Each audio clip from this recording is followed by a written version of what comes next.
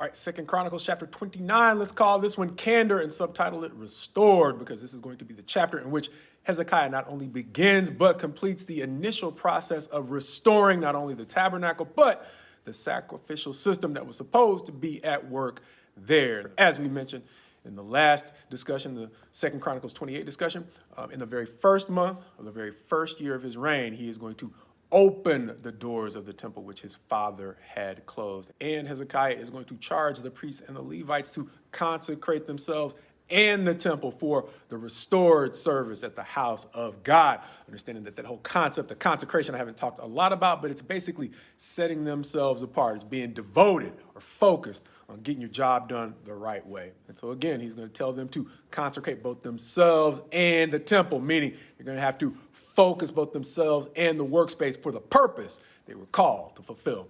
Going on from that, they are going to take the charge seriously, and we're going to see there are going to be some bumps in the road. They're not all going to take it seriously, but for the most part, the Levites are going to be very focused so that over the next 16 days, they are going to get the temple cleaned up from the mess that Ahaz had left it. And beyond that, once Hezekiah sees that they have done their job over that 16 days, he is not simply barking out orders. It's going to say that he gets up early to reinstate the temple worship the way that it was originally designed to be under Solomon, the days when the united kingdoms of Judah and Israel were at their peak. And so he is making major steps forward to getting them back to that place. And in doing that, he is going to seem to try to make strides in establishing all of the sacrifices that God had laid out in the law of Moses. And so all of that work, not only by Hezekiah, the priests and the Levites, but by the people as well, is going to be rewarded as we see towards the end of the chapter in verse 36, where it says, "Thus the service of the house of the Lord was restored, and Hezekiah and all the people rejoiced."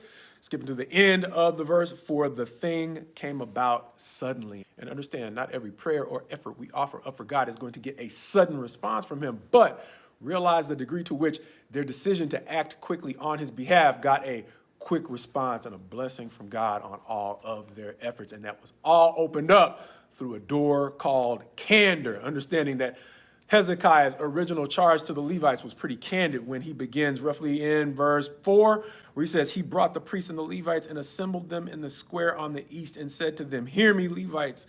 Now consecrate yourselves and consecrate the house of the Lord, the God of your fathers, and carry out the filth from the holy place. For our fathers have been unfaithful and have done what was evil in the sight of the Lord our God. They have forsaken him and have turned away their faces from the habitation of the Lord and turned their backs. They also shut the doors of the vestibule and put out the lamps and have not burned incense or offered burnt offerings in the holy place to the God of Israel.